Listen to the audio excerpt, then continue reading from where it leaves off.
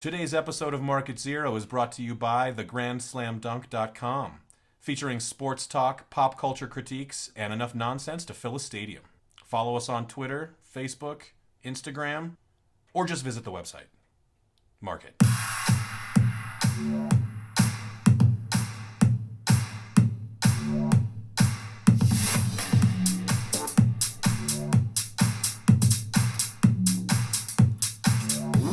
Welcome back and welcome home to the Market Zero podcast. My name is Ben, coming at you from my southern den. Today is August 21st, 2016, and I'm pretty excited about our 30th episode we're about to roll out here. The Real Bacskai is going to stop on by here in a second, and we are going to put a grand slam dunk on the Summer Olympics, as well as offer our perspectives on the dominance of Michael Phelps, Katie Ladecky, Ashton Eaton, not Adam Eaton, but Ashton Eaton, and the greatness that is Usain Blot. We also wanted to discuss the schmuck that is Ryan Lochte, gymnastic bone-breaking performances, as well as off-the-vault controversies. And, of course, we have to talk about the spectacular Alyson Felix.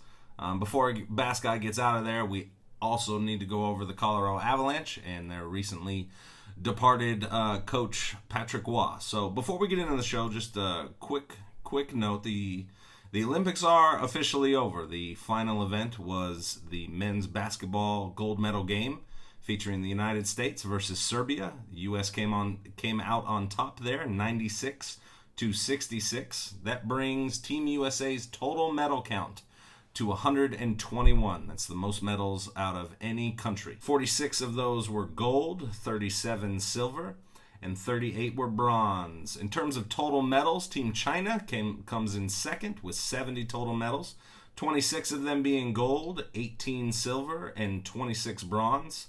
Great Britain in third place in terms of overall medals with 67. 27 of them being gold, 23 of them being silver, and 17 being bronze. Overall, I thought it was a great Olympics, but, it wouldn't be a podcast if I didn't get one of my good friends on the line. So let's go ahead and give the Real Bacskai a call, and we will get rolling. All right, on the phone with me, from one of the Dakotas, I never remember which, the Real Bacskai. What's going on, dude? What's going on? How you doing, man? Doing good. Just trying to live out the final days of summer before it gets incredibly cold up here. Yeah. We haven't talked on one of these since June, man. It's been a while. How's your summer been? Summer's been good. Nothing new to report, really. Yeah. Still just, which is good, I suppose. I mean, nothing. I'm just putting my head down and getting through summer. There you go. No broken legs, no hockey game dad fights, none of that. No hockey game dad fights. We did have our first stitches in the house. My middle son took a spill and got two stitches in the chin. And nice. So, yeah, I lost the pool on that one. What you don't know is that Aaron and I have a running pool. Every week we each put $1 in this pool, and she won the stitches, but we still got first broken bone and first one to wear a cast. Gotcha. So I'm feeling pretty good about my chances on those side bets. But I like the Bacskai household gambling spreads. That's good stuff, dude. I like what you're doing. Yeah, man. I don't know what the odds. I'm sure with the recent round of stitches, I'm sure that the odds on my middle son being the first one to break a bone have increased exponentially. So I'm feeling pretty good about that. So if I want to go in on this with you, I should bet on your middle son. Is that what you're saying? I would. Okay. But then again, Kyle's a dark horse. The little one is a dark horse. Who knows? He's at like 500 to 1, but you'll that could really pay out if you want to make some money. That's awesome, man. That's awesome. It's been a hot summer. Has it been hot up in what Dakota are you? North, South? North Dakota. North Dakota. I'm sorry, I never can remember. It's just one big national fucking park, though, isn't the Dakotas? Like, that's basically what it is, right? South Dakota. I mean, yeah, down there they got the Black Hills, they got, Rushmore, all that stuff down there. Up here, we just have a lot of agriculture, and oil. There you go. If you want to come up here and grow sugar beets, this is your place. There you go. There you go. We'll mark that. Sugar beets growth, North Dakota. Mark it. Mark that. There you go. There you go. So, but yeah, has it been hot up there? Yeah, I mean, it gets warm. I mean, we've been in the 90s. We had a week where we were almost at 100, but the problem with that up here is that when it gets that hot, it really breeds some dangerous weather. So, I mean, we've had some pretty severe thunderstorms. Not, like what's going on in Louisiana, Texas, right. To the south. But we've had some pretty serious weather this summer. Yeah, man, out here in Tennessee, we've gotten these crazy rainstorms. I'm used to Denver rainstorms where they last for about 20 seconds. Here in Tennessee, when it rains, it dumps for like 2 straight hours, which has been pretty awesome. I've liked the change a little bit, but, the weather in this country has just been crazy. We're all under the heat dome. Have you heard about the heat dome? No, I haven't heard about the heat dome. Yeah, man. The tornadoes and the hurricanes play in the heat dome here at 7 o'clock. The heat dome underneath. That's what the United States of America is under right now. Wow. Yeah. Bad joke. It sounds like a you know what I mean? Right. I may cut that out of the podcast. I thought that would be funny. Wasn't that funny? I laughed. Why? So I got that going for me. Yeah, which is nice. Hey, while we've taken a little break from the podcast because summer happens and people go on vacation and people move cross country and those things happen. And while that has been going on, the Summer Olympics kicked up and are closing tonight. The United States of America, Team USA, their usual quality showing. I had the final. We don't have the final medal count because there's still games to be played. Men's volleyball's on later tonight. We're recording this on the Sunday that the ceremonies close, and then men's basketball closes up tonight with their gold medal game. But as of last night, the United States had 43 gold medals, 37 silver medals, and 36 bronze medals. 33 total medals in swimming. 16 were gold, 8 were silver, and 9 were bronze. Track and field is right up there as well. 31 total medals. And then we got a good bounce in gymnastics with 4 gold, 6 silver, and 9 bronze. I know I would venture to say you're probably more of a Winter Olympics guy, but have you been watching the Summer Olympics, my friend? Yeah, every once in a while I catch, Olympic women's handball every now and again, which is interesting. I don't know what it is, but but yeah, I've been kind of keeping an eye out there, as you should, at this time of year. I mean, there's nothing else to watch. I mean, unless you're into watching watching 112 of the baseball season. Yeah, that's the thing too, is that this is the part of the baseball season, right in the middle of August, going into September is when I really start paying attention to baseball. Yeah. But anyway, I mean, the Olympics, and what I found this year, and tell me if you feel the same way. I have felt that America, Team USA, has been, vilified, if you will. It seems like we're the bad guy. I'm getting that kind of vibe watching the Olympics. Yeah? Why do you say that? I don't know. It's just something. I don't know. It just seems like we're always out there kicking ass and taking names and winning medals and this and that and the other thing, and it just seems like we're that. The rest of the world is kind of like, all right, guy, it's time to, let somebody else win for a change. You know what I'm saying? There definitely may be some of that. I mean, I can get that up. I mean, Michael Phelps kind of opened the Olympics for the United States in carrying in the torch and then lighting the pool literally on fire because of how fast he was going. But there's that image of Phelps staring down one of his competitors that went viral on the interweb. Where he's just glaring at the guy, and I'm sure that gets whispers of the ugly, ultra-competitive American who's just there to beat the hell out of his competition. So I definitely I can see your point with that. But you have you have issues when people like Ryan Lochte decide to go on a drunken binge in the the country of Brazil, and not remember that everything nowadays is either recorded or videotaped, and he comes out with this fantastic lie about how he was held up at gunpoint by the local police, and then he skips the country, and then it comes to find out that actually that's not what happened. Actually, him and a couple other jackasses from the United States swimming team decided to piss all over a convenience store and give the locals a lot of hell. I didn't watch his interview with Matt Lauer last night. It had a very Hunger Games feel to it. I don't know if you've seen the Hunger Games at all. Yeah, that's kind of what it was looking like to me, and what it felt. But I saw the reaction on Twitter. He got crushed by a lot of journalists on Twitter.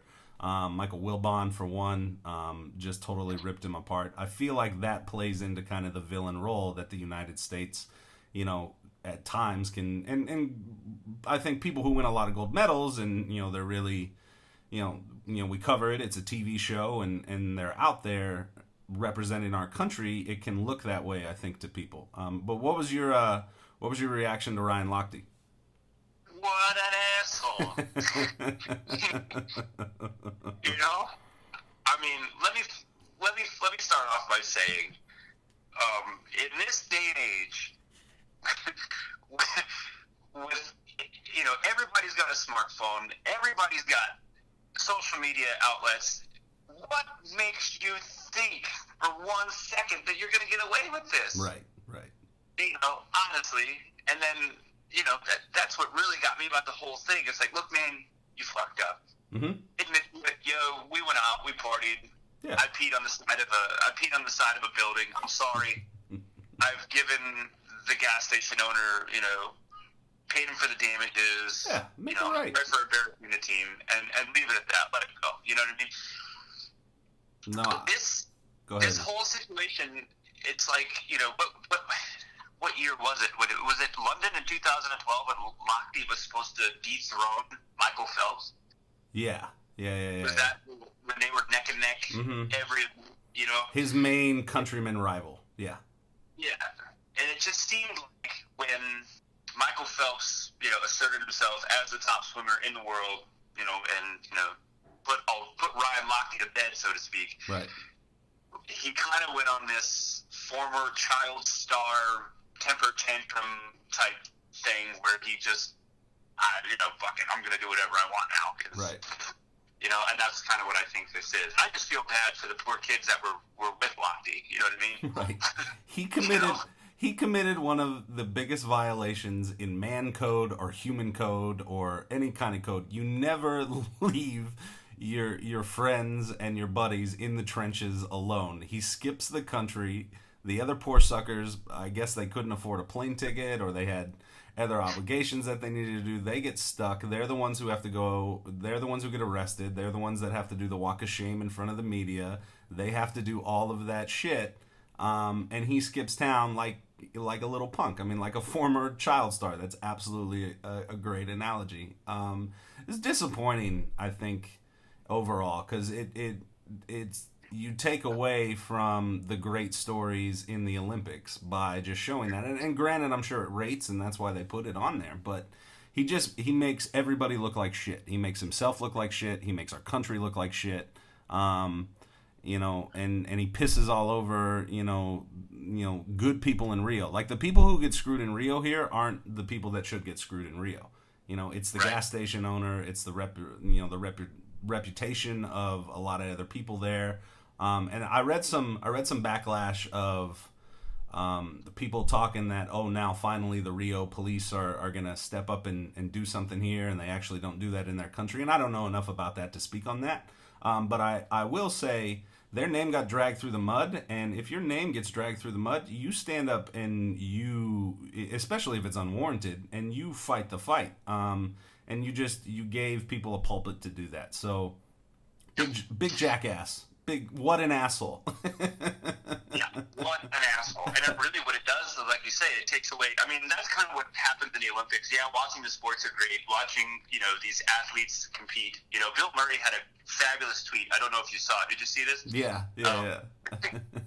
Every Olympic event should have a normal person there for reference.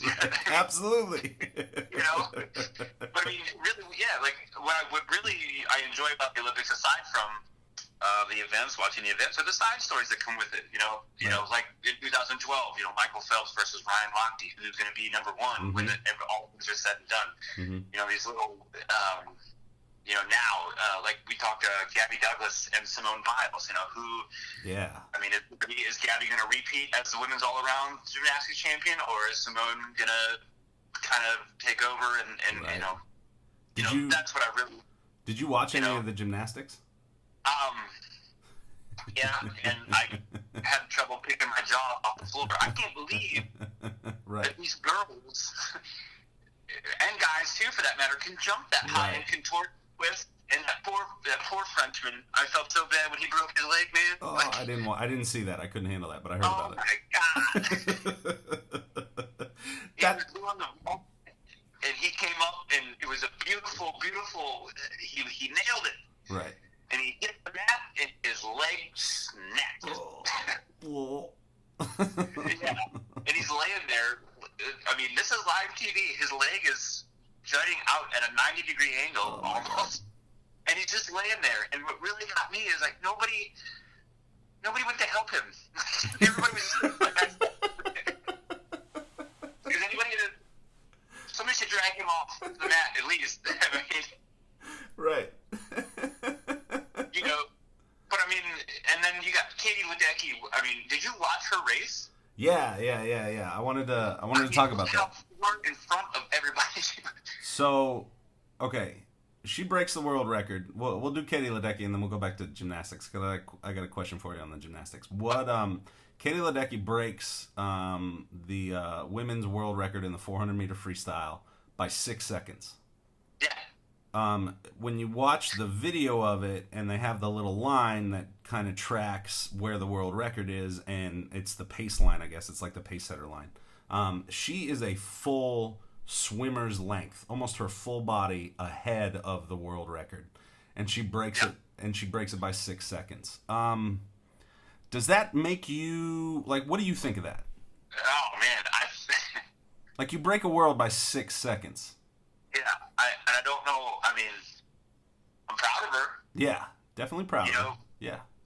And then really, like, what? Really, where do you go from here? Right. She's 19 years old. She broke the world record by 6 seconds. She's got the Olympic record in the women's 800-meter freestyle.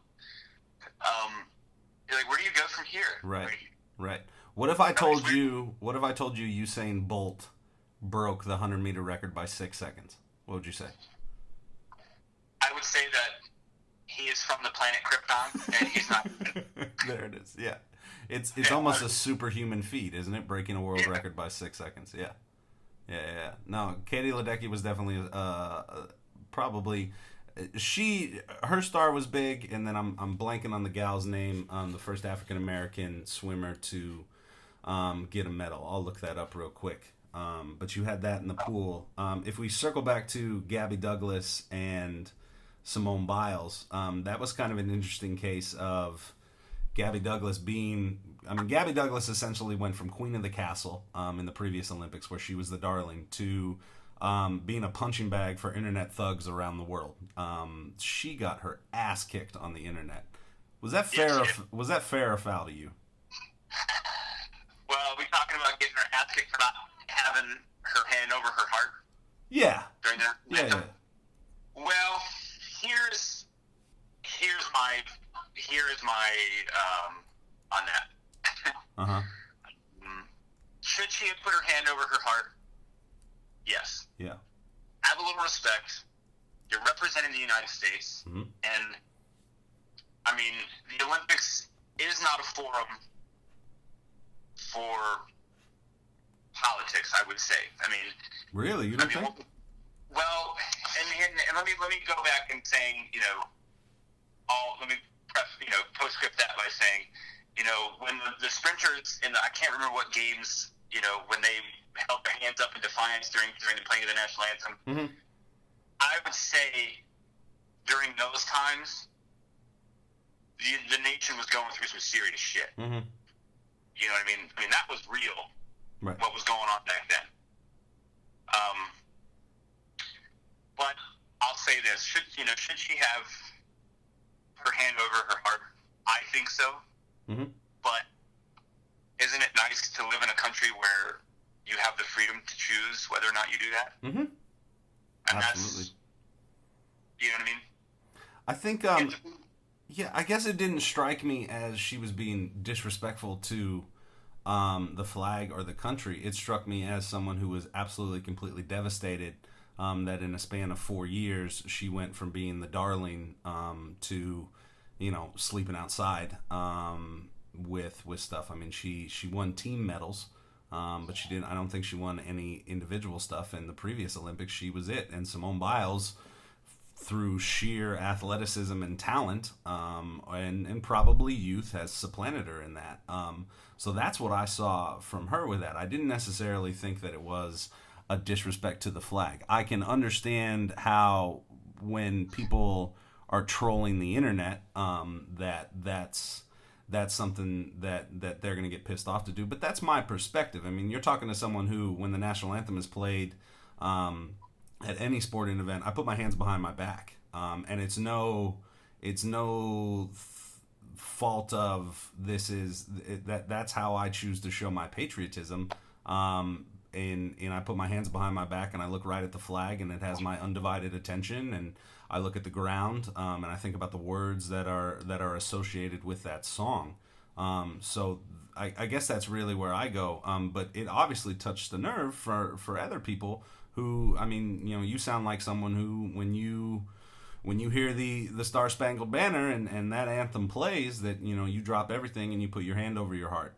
So I really think it comes down to where you're from, and kind of what you've experienced as to how you do that. When Tommy Smith and the other guy put their hand up, I believe it was the 86 or the 68 Olympics. There was a lot of civil unrest and a lot of things were going on during that period. You fast forward to the day, we've had a hell of a summer with violence, and with the Black Lives Matter movement, and Donald Trump, who seems to always come out and say something that pisses a lot of people off, and I'm included in that. He's offended me with a lot of things he said. I'll go ahead and mark that. We live in a time where everything is overanalyzed and thought of. So I didn't necessarily feel like Gabby Douglas was doing that because of she wanted to stand up and make a stand. She was doing that because she was absolutely devastated as to how the Olympics had gone for her, and how she went from being this gold medalist to not getting anything. And I that's what I took from that. I guess that's the emotion I could relate in that. I don't know. Yeah, and I would agree. I mean, people forget that she's 20 years old. Right, she's a kid. I mean, yeah. And I think that's probably what a lot of it was too. She's upset that she didn't perform maybe up to her expectations of herself. She felt maybe she would go in and do better. But yeah, you're right. She only won one medal. It was a gold medal, and it was for the team all around. USA won gold. Right. But yeah, but like I said, I mean that's where you say overanalyzed, overlooked at, over and over. Yeah. Was it a political statement? Only she knows. Yeah. She hasn't come out and said anything about it. But she walked away from any political statement of it. She didn't want to touch that. So, I mean, I guess I want to believe her in that. You know what I'm saying? Yeah. I mean, that's, I don't know, man. I don't know. Yeah. It's a complicated issue, dude. It is, and that's the thing, is like, it probably wasn't political, you know what I mean? It probably wasn't anything like that. But like we say, what's going on in the world right now, anybody can use anything to, further their agenda or, politicize, right. Their cause or whatever. Yeah. But I'll finish by saying, it's terrific that we live in a country where she's free to do that. Yeah. Completely. Because some of these nations, I mean, if you don't like the I don't know if you caught it. There was a wrestling match between an Egyptian and an Israeli. Mm-hmm. And the Israeli at the end of the match tried to go and shake the other guy's hand, and the Egyptian team member refused. Right. He backed up, like, screw you. You know what I mean? I'm not touching you. Right. And with the wife watching that, she was like, what a jerk. Why wouldn't he? And I got to thinking about it. I was like, well, let's think for 1 second that what if he would have shaken that Israeli's hand? Mm-hmm. Even though it's, sportsmanship, and there's that in the Middle East that, going on. Yep. What would have happened to him when he returned to Egypt? Right. Right. You know what I mean? So here we are complaining about, that's just that American exceptionalism. We're complaining because she didn't put her hand over her heart, where Right. this Egyptian athlete, if he would have shaken an Israeli's hand, he probably would have been killed. Yeah. Yeah. No. I mean, there's real shit going on in the world right now, and we're worried about Gabby Douglas not putting her hand over her heart. First world problem. Hashtag YOLO. You know what I mean? Like that. There you go. We can go ahead and mark that. Just to kind of close out the Olympics, another darling for the United States team, Alyson Felix, 2 golds in 2 relays, and then a controversial silver medal in the women's 400 meter, where the gal from another country dove across the line, and that caused her to be first, and people were kind of fired up about that. Something that's close to my heart, an American took home the men's shot put gold medal with a throw of 73 feet plus. Ryan Lochte, I think I'm saying that name right. I may be wrong. He launched that. An American hasn't won the gold medal in the shot put in a while, so we'll go ahead and mark that. That's good stuff. But for me, the biggest story in the Olympics is an athletic story, and that's Usain Bolt. Having the 9-peat win in, he's been perfect in the Olympics. He has never run a race in the Olympics where he has gotten less than a gold medal. He's been the top dog for the last 3 Olympics, so that's over the last 12 years. I will go ahead and mark that he is the greatest athlete of all time with that feat. Yeah. Yeah, and I was going to ask you that question. Potential greatest athlete ever? Yeah, I think... I know I've heard people talk and say that Carl Lewis should be taken into consideration. I'm sure old school guys will say Jesse Owens for that. But to do what he's done, and I know he didn't break any world records, and I actually think that's a good thing. But he's dominated track and field for a 12-year period. And those races, everybody loves the sprints. Everybody loves the 100. They love the 200. And then the 4x1. Track people will tell you the best race is actually the 4x400. But I enjoy the 4x1 just because it's usually the fastest. Well, it is the fastest. He's special. It's so funny to me. We don't have a problem with people in our society talking shit and showboating and all that, which Bolt does, and I love it. I absolutely love it. I can't take my eyes off of him when he's on the screen. But we only tolerate that if you are perfect, and he's been perfect. So for my money, he's the greatest athlete I've ever seen in my lifetime. I'm sure people can push back and will say that there's some recency bias there, but to win gold in 3 straight Olympics in those 3 races, it's never been done before. So to me, that puts him over Phelps in this generation as being the greatest Olympic athlete of all time. Yeah, it's kind of hard to argue that. Yeah. I mean, and when you watch him, like you said, the charisma and the showmanship aside, he makes it look so effortless. Right. It doesn't seem like he ever finishes the races. It seems like at like 10, 15 meters, he just jogs through and giggles and laughs and points. It just kind of like, hey, here I am. Yeah. Just like that moment with Andre DeGrasse from Canada. You know, when they, and you can tell Andre is giving it everything he's got, and you're saying it's essentially jogging to the finish line. Like, right. And maybe that's why you haven't seen him break any world records or Olympic records or anything, because he doesn't have to. Well, he already has them. He has the Olympic record. Okay. He has the world record. They're his. Nobody else's. Yeah. Yeah. I mean, you can't. Yeah. He's the man, dude.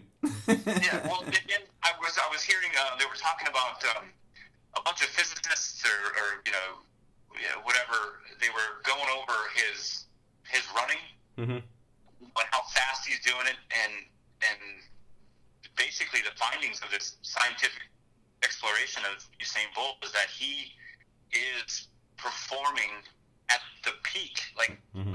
of human capacity. Like, you can't, the human body cannot perform any better. He's genetically superior to any of his competition. Just with his length, with his size, with the amount of fast twitch muscle that he can generate and just explode. His endurance when he runs. I mean, that's how he wins the 100-meter. He's not a good starter. He's always starts from behind and he lets kind of, everybody get out and go. But he's so strong and he does less rotations with his legs, with his length, that he's able just to pull himself ahead, and he still accelerates.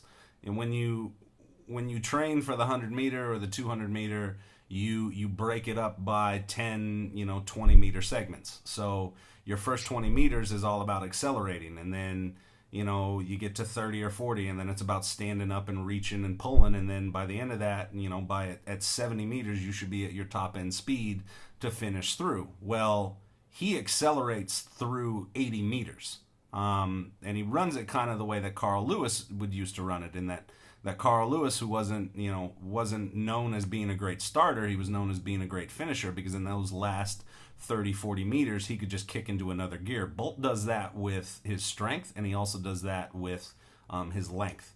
It's really impressive. G Money Grant wants him to do the hurdles. He feels like he should run the hurdles because he likes a taller guy jumping over things and doing stuff, and that would be a better measurement of athleticism. For me, watching him do what he does, he's completely changed the culture in track and field of how you look at sprinters, in that you were looking for lean, kind of short, fast guys, and now guys are looking for really long, guys who you can put the strength on and go. It's impressive to watch. I love watching Usain Bolt. I hope he's not done.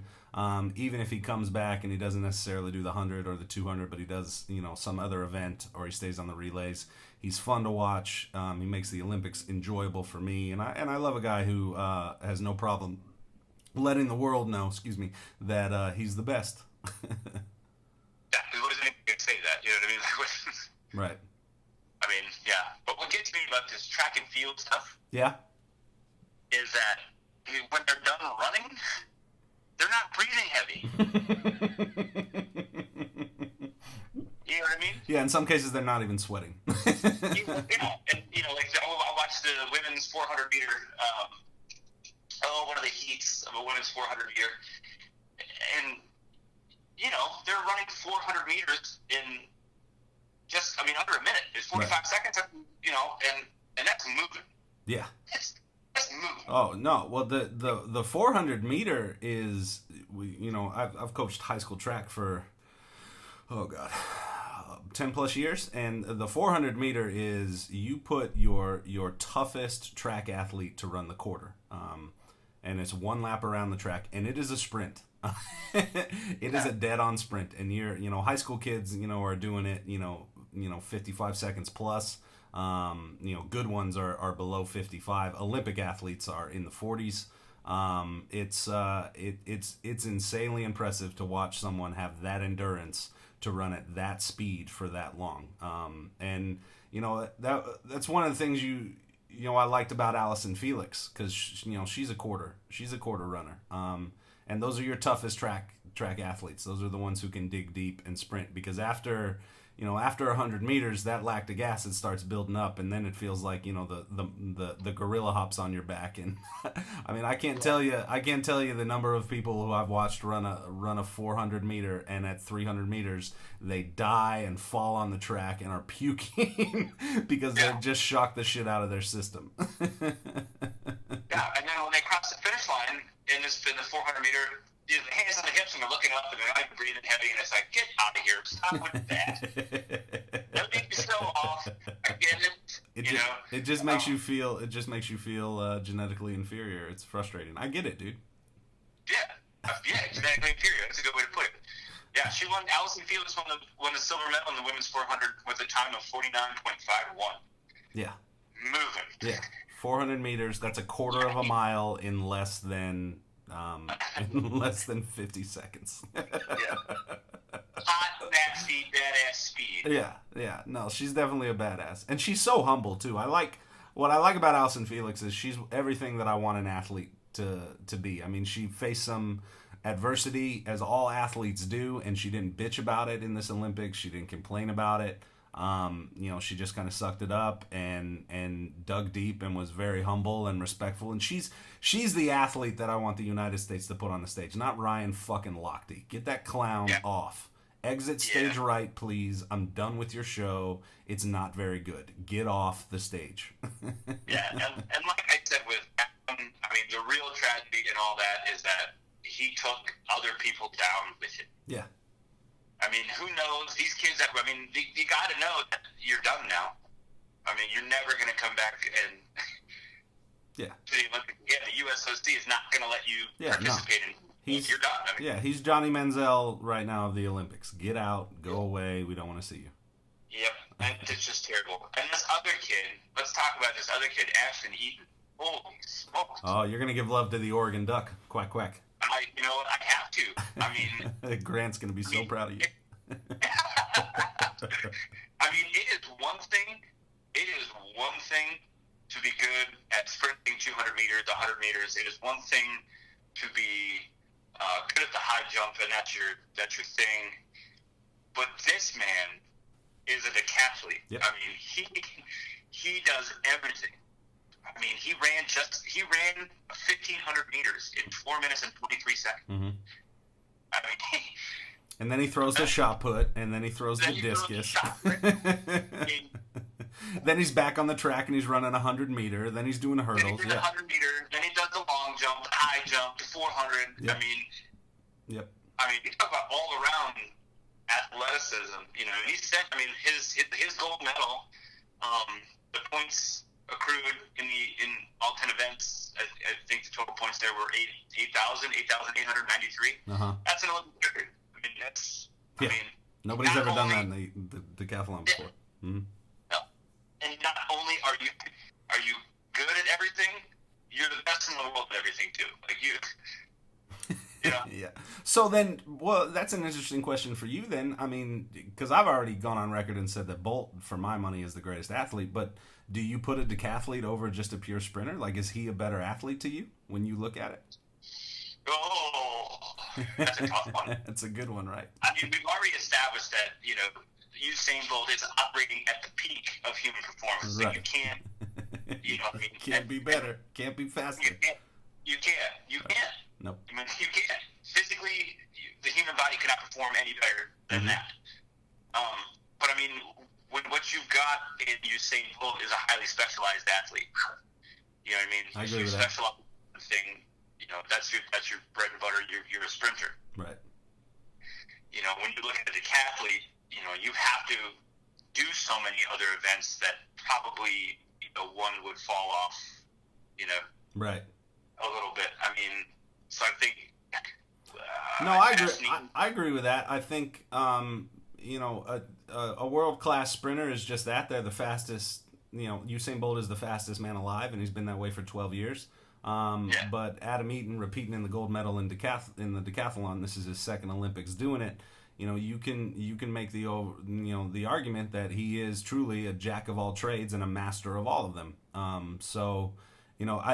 It's a good question. It comes, just like we were talking about Simone Biles and Gabby Douglas, this comes down to your perspective and I guess the lens that you look at, these types of things and how you measure it.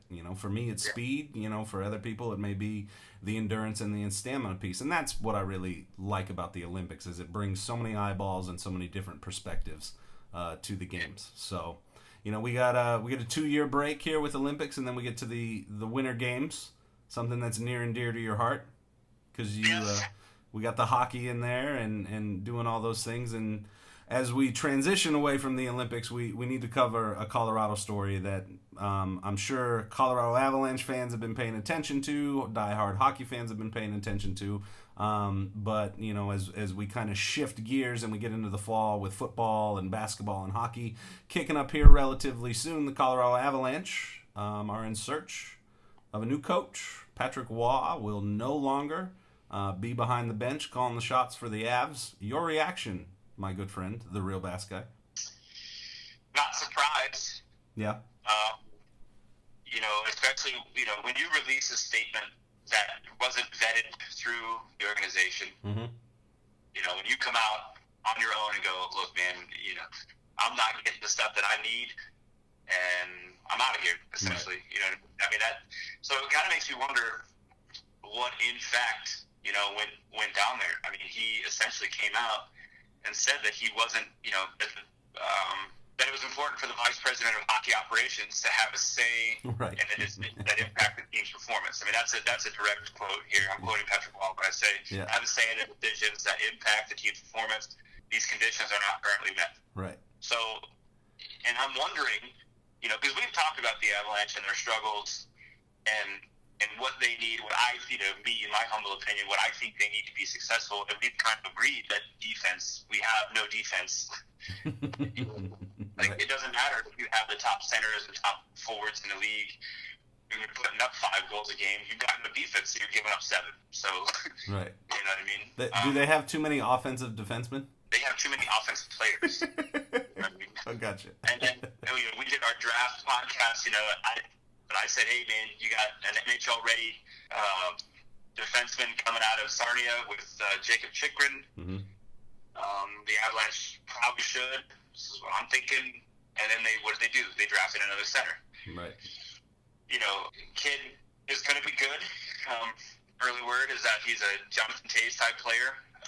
So maybe in the future. But I'm interested to find out how this all shakes up. If it was between Sakic and Waugh, if they were having disagreements, or if this goes all the way up to, right. The Crankies and what they want, because we've talked about the Rockies. They're not interested in putting a quality baseball team on the field. They're interested in the show. Right. Yep. With the new with the rooftop. New additions to Coors Field. Hey, I don't really give a shit off the field. Just come get and drink beer. Right. Essentially. So, Patrick Waugh's a competitor. He wants to win, and right. Clearly, in his opinion, he wasn't getting what he needed to do that. There were two things. There were two things that struck me about it. In reading his quotes, it reminded me of Bill Parcells years ago. I think he was the head coach for the Dallas Cowboys at the time, and he gives the quote of, "If they want you to cook, it'd be nice if they let you shop for the groceries." And it's what Patrick Waugh says is basically to that effect. In that this is, I'm in here, expected to draw these things up. You should at least let me. Have a say in who we're drafting or what we're picking, what guys we keep, what guys we don't, and kind of have more power with those decisions. You definitely hear that. So there obviously was something in management that wasn't right. Was it a disconnect between him and Joe Sakic? Was it a disconnect between him and the Cronkies or some other people? You don't know that. But the other thing that it struck me as very Patrick Waugh-like. In that, you know what, this isn't really working out for me. This isn't where I want to be. Fuck it, I'm out. And now the Avalanche are kind of caught with their pants at their ankles, because when does training camp start? Oh man, camp opens at the end of August. September. Yeah, so you're right up there, and you don't have a head coach. That would make me a little nervous. Yeah, I would be too. And I'm just gonna touch on one of the reasons. I think Patrick Waugh wanted to clean house. Yeah. This summer. Mm-hmm. I honestly do. Like we talked about before, it's a core issue. Their core players aren't acting like core players. Mm-hmm. I marked it. I came on record on the Hero podcast and said that they needed to trade Gabriel Landeskog. They needed to get rid of Matt Duchene. They need to get rid of Eric Johnson. They need to get rid of these guys. They need some fresh scenery. They need to get out. They need to go. We need some new blood in here. And I think, he probably rocked the boat a little bit and said, I'm trading everybody. And management was like, whoa, no. No. So, but another interesting perspective, I'm looking at is, he wasn't happy, and he wasn't getting the things he needed here there in Colorado, so he left, citing a disconnect with the front office. But what's even more interesting is if you look big picture NHL, there's a hockey team coming to Las Vegas. I wanted to ask you about that. So I mean, Patrick Waugh's a big name. Yep. You definitely would put butts in the seats in Las Vegas. Mm-hmm. So maybe there's some. Well, what do you think? Do you think he goes to Vegas? Well, that's the other thing too. Michel Therrien is in hot water in Montreal. Okay. I mean, the Montreal Canadiens started out, they won 19 of 20 games, and their first 19 of 20 games, Carey Price gets injured, and they shit the bed. Right. You cannot mess the bed any worse than the Montreal Canadiens did last year. You want to talk about world-class just bed shitting. Look at that. I was aghast at what was going on in Montreal. Couldn't believe it. So, he's a god in Montreal. Mm-hmm. So, I mean, there's some that too. I mean, Michel Therrien gets the hook after this year. Patrick Roy comes in, coaches the Blanc et Rouge. Mm-hmm. No, I mean, I'm no hockey expert, but that story sounds great. I don't feel like Patrick Roy is. I mean, I don't know. I don't know hockey. I know his personality. I know he has the charisma to be a head coach. The way he played the game and what I saw in Colorado, I know he has the charisma. Does he have the X's and O's ability? I'll let smarter folk who know about hockey tell that. But I'll tell you this: if he goes to Las Vegas, I am going to become a big fan of the hockey team in Las Vegas. That'll be awesome. We'll have to go to a game if that happens out in Vegas. You down? Absolutely. Yeah. Sure. We'll go ahead and mark that. So where do the Avs go from here, Bacskai? Where do you think they need a head coach? There's 10 names that I've been kind of looking at and researching. I found a lot of this information on NHL.com. Okay. There's 10 names that have kind of risen to the top as potential replacements for Patrick Roy in Colorado. Lane Lambert, the assistant coach for the Washington Capitals. No NHL experience, but he served under Barry Trotz in Nashville, and again with Trotz in Washington. So, I mean, Barry Trotz, I know, has a really, really, really, really blue collar. He plays a really blue collar game, and you can see that with the transition of the Washington Capitals. Since he's been there, they're playing a little bit more defense. They're a little more stingy in their own end. So you can see that. And I think that would suit the Avalanche well if, Lambert brings that kind of bring the lunch pail to work kind of attitude. Right. Because right now the Avalanche just don't work. They're not working real hard. Then there's the coach out of Utica in the AHL, Travis Green. Not a whole lot of information on him, but obviously he's got no NHL coaching experience, but he's got a couple championships in the WHL, and then he's went to the Calder Cup Finals. Got you. 2015. The coach of the Lake Erie Monsters, or the Cleveland Monsters, the former AHL affiliate to the Colorado Avalanche. The Lake Erie Monsters are now Cleveland Monsters, just won the Calder Cup Championship this year. Mm-hmm. And then a big name, too, Bob Boogie, former NHL tough guy. He played in Colorado from 2003 to 2006. So he's in charge of the Sharks special teams right now, penalty kill and power play. So I don't know how he would fit with our system. I don't really think that's a. Yeah. What do you? I guess I hear all these names. What do you think they should do, and then what do you think they will do? And that's I don't. It's so convoluted. You know what I mean? You got a guy. Bob Hartley's on this list of names. Yeah. No, his name's dropped on ESPN as being someone. But the thing is, he was in Colorado 2001. Yeah, we won a Stanley Cup, but look at that team. Right. I could have coached that team to a Stanley Cup.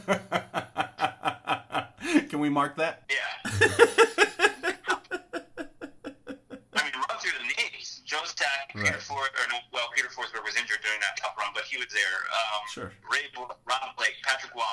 Yep. Hall of Famers all across the board. Alex Tanguay. I mean, how do you not? Yeah. No, there is. Yeah. But there is some logic to saying that, just because you have the Porsche doesn't mean you know how to drive the Porsche. And I feel like in a short period of time he was able to wrangle those guys together because we the Avs win the Cup in '96 and then it's a 5-year drought until they win another one, and it's not to say that they didn't play good hockey because they were in it all the time, but they had heartbreaking losses to the Red Wings and in those conference final games. I remember going to one with my dad, and the Red Wings just played such a nasty style of defense that the Avs couldn't do anything, so he definitely probably should get some credit in kind of wrangling those boys together, but I mean, it definitely kind of feels like you're moving backwards if you go and get someone like that, don't you think? Well, again, it goes back to that putting on a show. Hey, it's not Hartley, look who came back. Yeah, right. It's just like the old days, guys. And then, oh, that's right. I remember when Bob Hartley was the coach, and, one name that really kind of came up to me that's really, really, really interesting is the Walrus, old Paul McLean. Nice. Yeah, well, if you look at the picture of him, he looks like a walrus. I know, it's great. Big broomstick mustache, broom handle mustache. He really brought the Ottawa Senators up. For so long, the Ottawa Senators were the butt end of everybody's, jokes, and but he really whipped the Ottawa Senators into shape. And then in 2008, won a cup with the Red Wings. So I mean, that speaks volumes. Because I mean, if the two guys, oh man, just lost his name. Holy crap. Take your time. I can edit this out. Take your time. I can edit this out, he says. I guess I had a few too many beers last night. It happens to the best of us, dude. Mike Babcock. There you go. Yeah. Coach of the now Toronto Maple. I mean, if Babcock is willing to put you on his coaching staff, that probably speaks volumes to your ability and well, and Babcock is, I mean, is he the Bill Belichick of the NHL, or is he Bill Walsh? Like, what is Babcock? What is the equivalent for Babcock in coaching, in the coaching world? Like, is he a god in coaching? Well, obviously not as good as we thought. But then again, I think that's a core issue in Toronto. Okay. Like, there are so many players in Toronto that they need to talk about a team that needs to clean house. Yeah, and he hasn't been there that long, right? He's only been there a couple of years, so he's still got some time. But so yeah, you get a guy from his tree. That's not a bad thought. No, it's not. I mean, and to equate it, I would probably say that Babcock would be, I would say, close to a Belichick. Okay, he's in the conversation as the best coach in the league. Yeah, there you go. One of the top ones. I mean, I would say probably, but I mean, that's just it's his style. I would say. I mean, in everything that I hear you and Jolly Jeff and G Money Grant talk about the Avs as guys who really follow it, it really there's an X's and O's element to what the Avs need. So you could get a guy there, but as you keep saying, clean house and start over. That's what you would like to see. Yeah, I would. There needs to be a shakeup of the core, and in my humble opinion, I think Landeskog needs to go. He needs to find a new city. Mm-hmm. As much as it pains me because I like him, Dutchy needs to find a new city. Mm-hmm. And find a team, not necessarily, but more find a system that he works in. Right. Matt Duchene is not the prolific scorer that we thought he would be. I mean, he's kind of fallen into this playmaker type role where he gets the puck in, uses his speed, gets it in, and then looks for a pass, which is great. You need those guys. So I would find probably a good system for him. It'd be a tough one. Yeah, it's hard to break up a core, especially in a game like hockey and a team like the Avs, where your big draw. I mean, it's very much a star league. Much like the NBA is in that case. So to break up a core, that's gonna hurt the dollar signs at the box office and the front office people, man. I don't know. Yeah, and that's really what it would come down to. They're interested in putting on a show and not necessarily winning games. Right. I mean, but and here you come with it too. Who knew? Obviously, Colorado was on a hotbed for hockey when the Avalanche came to town, but who honestly knew anybody on that 95-96 team? Right, unless you really followed it, or you I mean, I'm sure there were people at the parade who were like, all right, who's Claude Lemieux? Who's Valerie Kleminski? Who are these guys? How do you pronounce these names? So I mean, but the thing is they put butts in the seats because they were winning games. Right. You know what I mean? And right. even that year, I mean, they weren't the best team in the league that year. I mean, they rounded Diamond Head come playoff time and really put together a prolific playoff run. Right. That year. Right. So really, and that's the problem not being a traditional hockey market. You know what I mean? When you take teams like Edmonton, Calgary, Ottawa, Toronto, Montreal, and you do a shake up there and you start moving players, people understand what you're doing. I mean, people understand what's going on.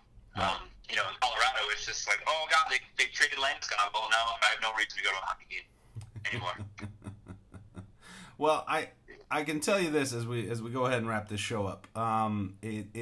The Avalanche with a coach quitting right before training camp, and they got question marks all over the board. They'll definitely be interesting to follow and watch.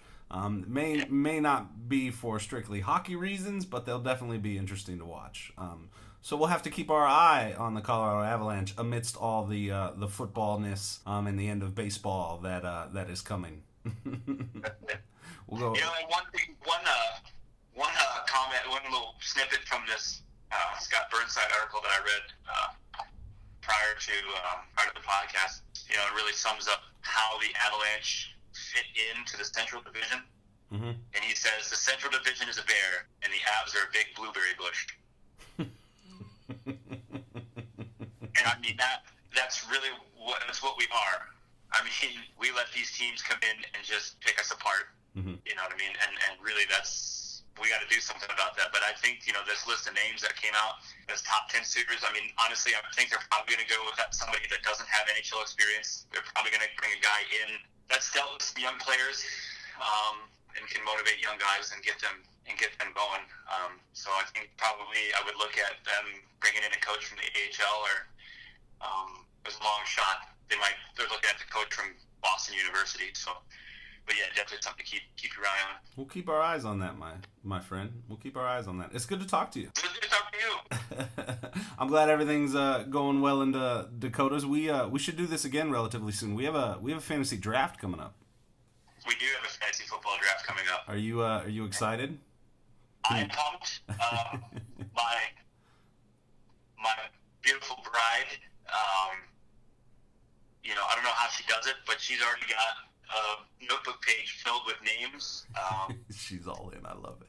Oh man, she's got names on a page. She's got their bye weeks written next to them. That way she knows who's got what bye week. Nice. And she's doing mock drafts on ESPN.com, man. Really? Oh, dude, yeah. I need to call your wife. I have more in common with your wife right now than I do you. Yeah, well, that's what's pissing me off. Is I was talking to her the other night. I really don't know what direction I'm going to go. This, that, and the other thing. I don't really know who. And then I stumbled upon this notebook paper with. She's got potential draft orders. She's got Nice, man. And I this page needs to disappear. I've thoroughly enjoyed playing fantasy football with the women in our life. It's quite fun. It adds a whole new dynamic, and it gets them into football, which I absolutely love. So it works out great for me. Sundays are a little more interesting in the Bacskai household. I'll tell you that. Well, if you guys are making wagers on your kids and who gets stitches first and who breaks their leg first, then obviously the wagers in fantasy must be crazy. Yeah, this is not the correct forum to discuss those wagers. Yeah, we'll talk about that off pod. Yeah. Good job out of you, my friend. Thank you. As always, we appreciate all of you who listen to the Market Zero podcast, brought to you by theGrandSlamDunk.com. Make sure to follow us on Twitter at TheGrandSlamDunkKnowYou. And hit the link of our Facebook page. Make sure to like us on Facebook. It'd be pretty awesome. Facebook.com/Market Zero podcast. We're also on there. Facebook.com/The Grand Slam Dunk. The Real Bacskai. It's been a pleasure, my friend. Always. Thanks for letting me call you from my den. We'll go ahead and mark it. Market. Market Zero is brought to you by TheGrandSlamDunk.com.